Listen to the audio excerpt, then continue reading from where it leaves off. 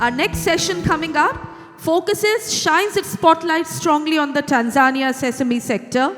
It's time for me to start inviting yet another set of heavyweights onto the stage.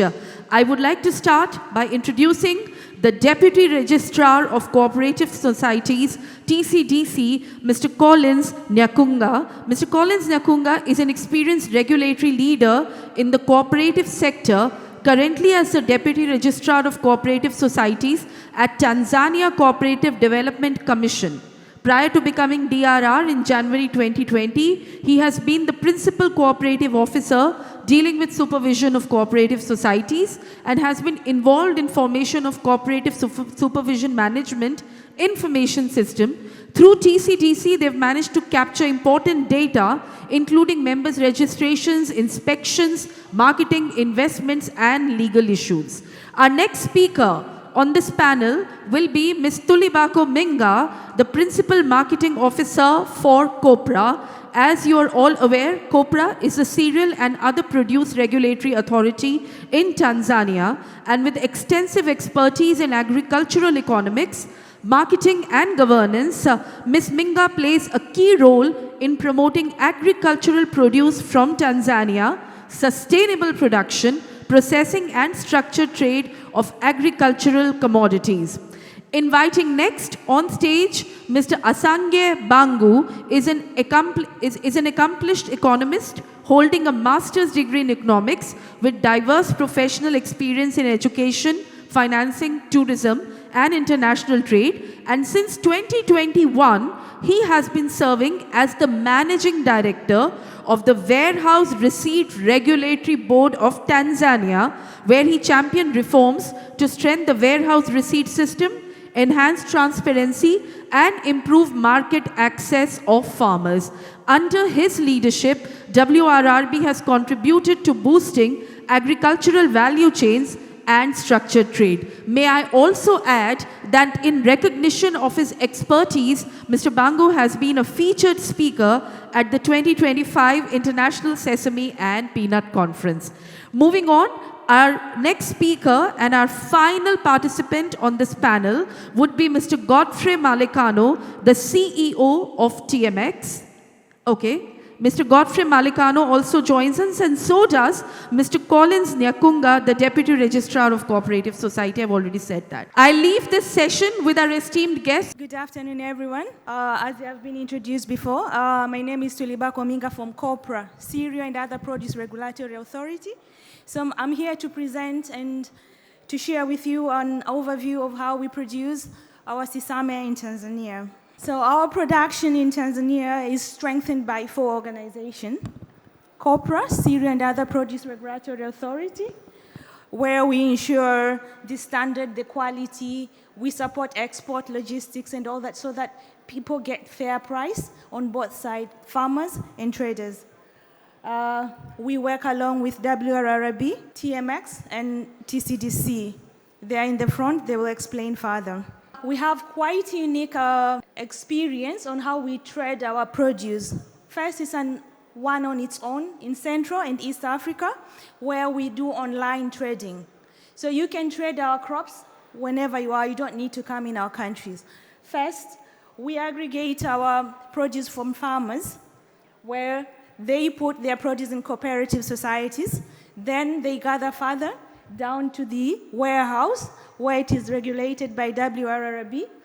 From there, traders, they can get access to the price, and they can trade online through Tanzania Mercantile Exchange, TMX. And once you have closed your deal, we can facilitate logistics either by air or by ship to your destination. We have 3 varieties of sesame in our country, but the most popular one is the green one. We call it Lindi White, where it is produced mostly on the southeastern coast of Tanzania, Pwani, Lindi, and Mtwara. And we have also the southwest Tanzania. It's also whitish sesame, which is found in the southern highland of Tanzania, in the regions of Katavi, Mbeya, and Songwe. And we also have mixed sesame, which is found in the middle part of Tanzania, in the regions of Tanga, Manyara, Dodoma, Singida, and Morogoro. For the past 4 years, the production has been quite good.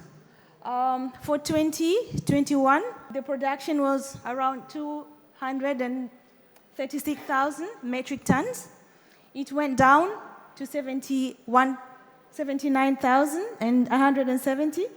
Then it went up again to 266. It went slightly down in 23-24 due to the weather changes, which brought down the production. So what's our competitive advantage? As you all know, Tanzanian soil is very clean. So we have the capacity to produce organic sesame. We can trace the issue of traceability is quite easily because we have the institution and structure in place to do that through TP HPA. Our soil is clean, so we have very low MLR error. And for that, thank you so much for listening, and may I take this opportunity to invite the next speaker, Mr. Colin Nyakunga. He's a Deputy Registrar from TCDC, Tanzania Cooperative Development Commission, where he can tell us how the organization is empowering farmers through the cooperatives. Thank you. Good afternoon. As I was introduced, my name is Collins. I'm the Deputy Registrar of Cooperative Societies in Tanzania. I'm dealing with, my institution is dealing with regulating cooperative societies. We have the duty to organize farmers or to make them get what they need. For instance, they need seeds, they need fertilizers. You know, by going oneself is very difficult. So for us, and thank for our government, have supported this so that we organize farmers so that they get reasonable price for the inputs so that they grow their produce, especially sesame and other crops. So since the introduction of cooperative societies in 1932, we have seen a lot of changes, and the improvement is coming from this 2013. Most of our farmers are joining cooperative societies. As we all know that one of the principles of cooperative societies is free. It's not compulsory to join, but due to the benefit that they gain from joining cooperatives, it's very, I mean, most of the people are joining cooperatives because of the benefit. So we as regulators, regulator of cooperative societies, we have done a lot to make sure that cooperative societies are supervised according to the Act. Yeah. So we are so happy that through cooperative societies, now that farmers are getting subsidies from government, that's a lot of things has been done to them compared to when they go without being in a group which are formal. So, thank you. Thank you, Mr. Nyakunga, for the brief explanation about TCDC. So may I take this good opportunity to invite Mr. Asangye Bangu, the Director General of WRRB, so that he can describe to the audience how will you build trust and transparency to the Sesame seed trade. Thank you very much, Madam Tuli, for giving me this opportunity. Indeed, in Tanzania, the warehouse receipt system, being the system that has been accepted by the government to allow trading, enables traders from within and from outside Tanzania to be able to trade, as Madam Tuli pointed out during her presentation, that now you do not really need to be in the country to trade. So the biggest role that Warehouse Receipt Regulatory Board, the institution that currently taking a lead, has a great role to ensure that the commodities that are kept in the warehouses are as they are stated in the catalogs. Yes, I admit for quite some time. I know traders are here and they've been trading with Tanzania for a while. And the biggest complaint has been the discrepancy between the quality of the commodities that they come to fetch after they win the auctions and they come to collect their cargoes at the warehouses. But a lot of effort has been put in by the government to ensure that now we have strict measures, stringent measures actually, in the warehouses to ensure that traders are getting exactly what they had bidded for in the auctions. And to respond to this, I would say two key issues have been done. First of all, we've been able to capacity build the farmers all the way from the ground, cooperating with our colleagues, the cooperatives, to ensure that farmers do have equipment to check the quality of the product at a lower level. This includes equipment such as moisture meters, digital weighing scales, to ensure that the quality of the commodities that they start to submit to the registered warehouses are really at the better quality. But then we've introduced serious checkup before we issue a catalog. So currently, for example, every day, one day before the day that the catalog comes out, there is a proper inspection of quality, special checkup for the quantities to ensure that whatever is stated in the catalog is exactly what is in the warehouse. And we have seen quite a great progress into that, and we are happy now.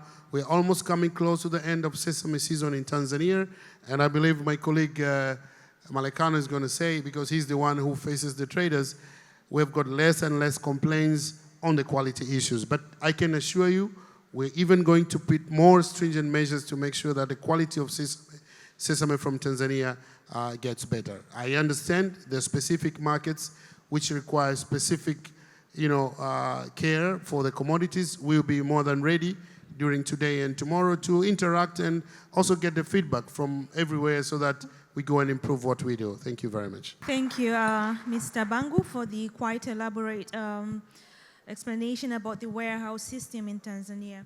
Now, can I take this next opportunity to invite Mr.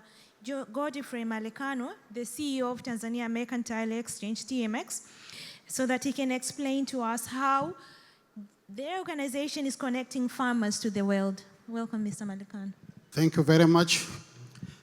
Because this room is full of buyers, then I think it is important to explain a bit about how you can participate to buy from market. We started with the Register of Cooperatives. His duty is to make farmer bring commodities into primary warehouses. Then from there, those commodities are being taken to registered warehouses where WRRB is there, where they can do quality testing and also make a measurement, maybe how many metric tons are there. Then from there, that's where we start. We normally generate a catalog from WRRB system and distribute it to our buyers.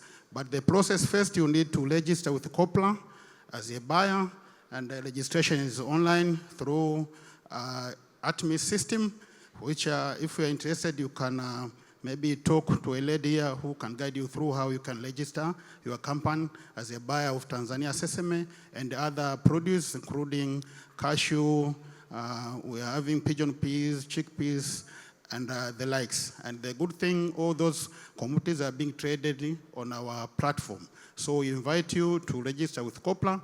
After having registered with COPRA, then you come to us. We will require you to fill a buyer's declaration form and submit to us. Upon submission, we will ask you to deposit security bid so that at least when you are bidding, we are sure that the one who is bidding is serious enough and can honor his obligation at the end of the day. Then after we have paid deposit, we'll orient you through our system and create an account for you, including issuing you credentials for participation, the password and username through your email. From there, then you'll be able to buy like any other buyer. And in our system, once you are registered, you can buy like any other person, because one of our role is to promote fairness in trade. And by buying through our platform, You don't need to know anybody.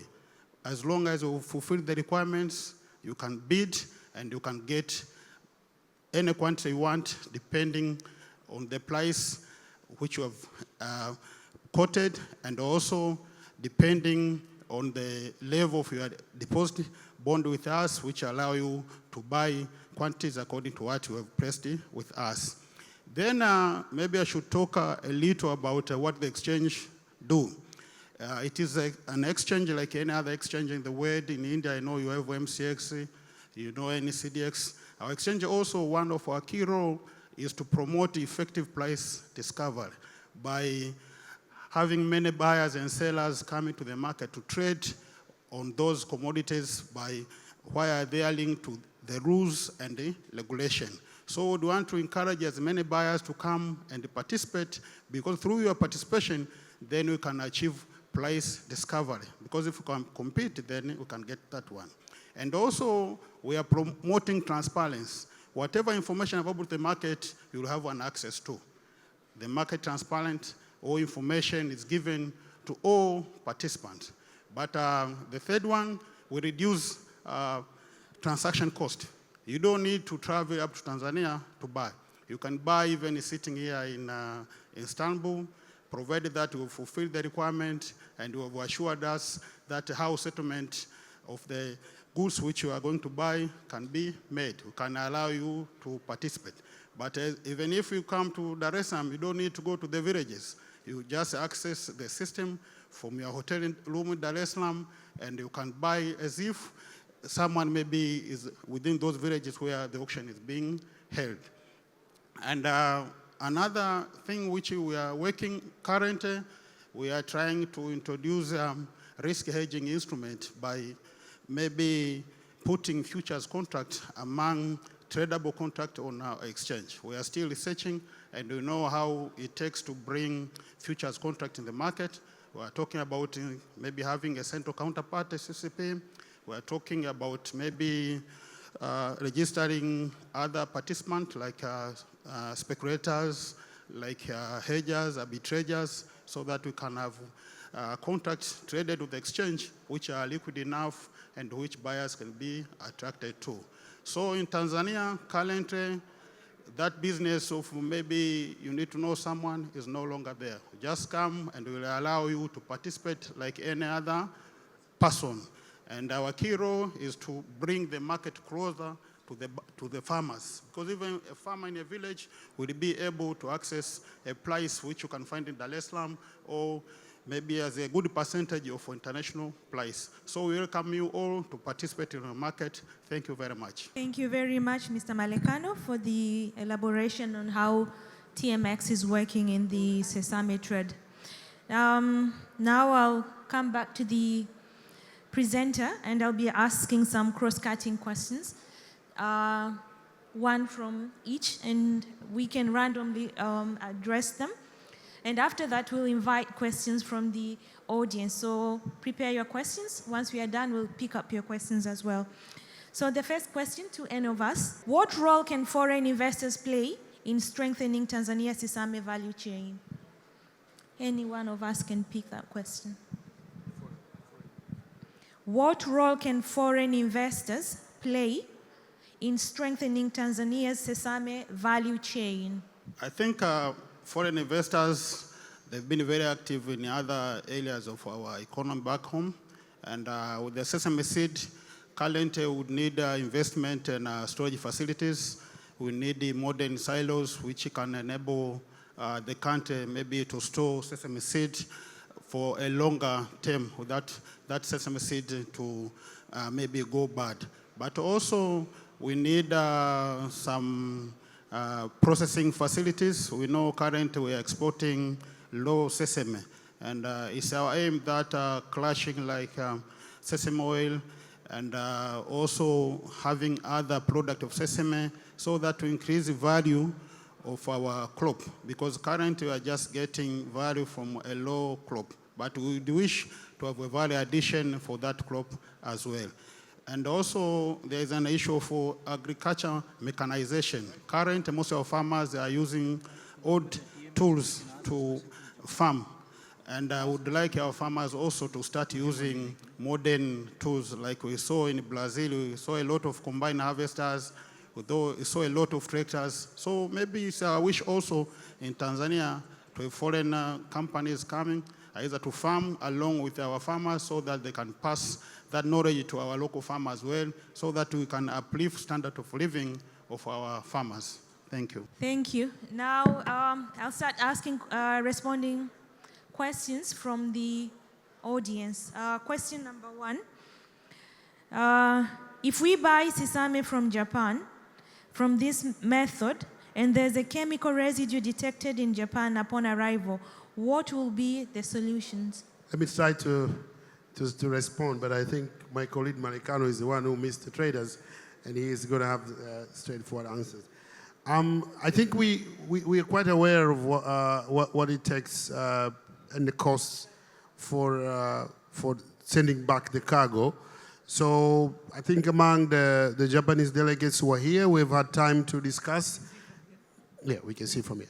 And also we have also said that we would want to even discuss further on what will be the arrangements, because we do understand that one of the challenges is of our cargo being detected with chemical residues in Japan. So what measures have we taken so far is by engaging our TPHPA, which is an authority, government entity responsible for pesticide, to make sure that it takes all the analysis, at least at a domestic level, to be able to assure that the stocks that are coming out are also pesticide-free. But I think this can be discussed further in terms of the contracts that are going to be entered to give a provisional for the fact that if in case the cargo has been detected in Japan, then there's also an arrangement for it to be either taken elsewhere and the compensation to be made for such losses that has been incurred. Because even now, I'm sure some traders are aware that in Tanzania, we've also set aside a fund which is also to be used to compensate traders in event they get such losses unexpectedly. So definitely even for such losses, we can always consider putting them into the contract. Thank you, Mr. Asangye. I think the best way is to do a preventive, to employ preventive mechanism so as to at least prevent that from happening. So we ensure maybe we do a thorough check based on sample to ensure that whatever is shipped outside conform to quality and health requirements of destination point. Thank you very much. Okay, thank you. Can I take this opportunity to invite Mr. Nyakunga to respond on the question about cooperatives? Does and can the government support the cooperatives to obtain necessary permits and certificates? Despite the fact that this has been addressed to COPRA, but the issues of permit are addressed by COPRA. COPRA is the one who issues export permits. So if you want to export sesame, you have to come to COPRA. Go to our website, www.copra.go.tz. You can get the details, or I can share my card for further explanations. Now back to WRRB. How does WRRB ensure that sesame stored under the warehouse receipt systems remains high quality and traceable for international buyers? Thank you very much, Tuli. This is a very good question. Indeed, this is what we do day in, day out to make sure that the quality of the commodities in the warehouses are well kept. I do accept that there's still challenges around so many other areas, especially with the warehouses, that the infrastructures are still not yet supportive to that level, but the government is working hard because the Warehouse Receipt Regulatory Board does not own the warehouses. It only regulates the warehouses. The warehouses are owned by private sector. So we keep on encouraging the private warehouses to build state-of-the-art warehouses. We now have introduced enough measures to make sure that the quality remains the same. The most challenging part for the quality is as the commodities are getting into the warehouses. We do not have big changes, big problems when a right commodity is entered into the warehouses. So measures have now been taken in place. If it's sesame, to make sure that it's completely dried. it's completely very almost 99% purity levels or 98% compromising. But then the most key thing is to make sure that even the way the commodities are placed in the warehouses, we follow all the standard procedures to make sure that the quality remains the same. Plus, we have reduced the time for which the traders are allowed to come and collect their cargoes by making sure that the warehouses have infrastructure to allow frequent move out of the commodities on time. So this one also helps to make sure that the commodities do not stay longer in the warehouses and to enable traders to get what they expect from the catalog. Thank you. Thank you. We have quite a few seconds left, but can I take this opportunity to invite Mr. Nyakunga to address the question on how a cooperative helping smallholder farmers, Sesame farmers, meet international standard for quality and certification? TCDC, as a regulator of corporate societies all over the country, we have the duty to make sure that compliance is met. So COPRA, and the regulator of the crop, we always take some guidelines from them so that we enforce the implementation to corporate societies. So we have the duty to make sure that everything that is needed from buyers through COPRA, we have the duty to make sure that we impart that knowledge through annual general meetings and guidance which we direct to this corporate society. So we have the duty to do so. So we need to ensure compliance is met every time and when it's needed. Thank you. Thank you, Mr. Nyakunga. We have more questions, but I think we're running out of time. But we'll answer your question on a slide, so make a follow-up. A big round of applause to our esteemed guest from Tanzania, bringing more business opportunities to you here at WSPC 2025.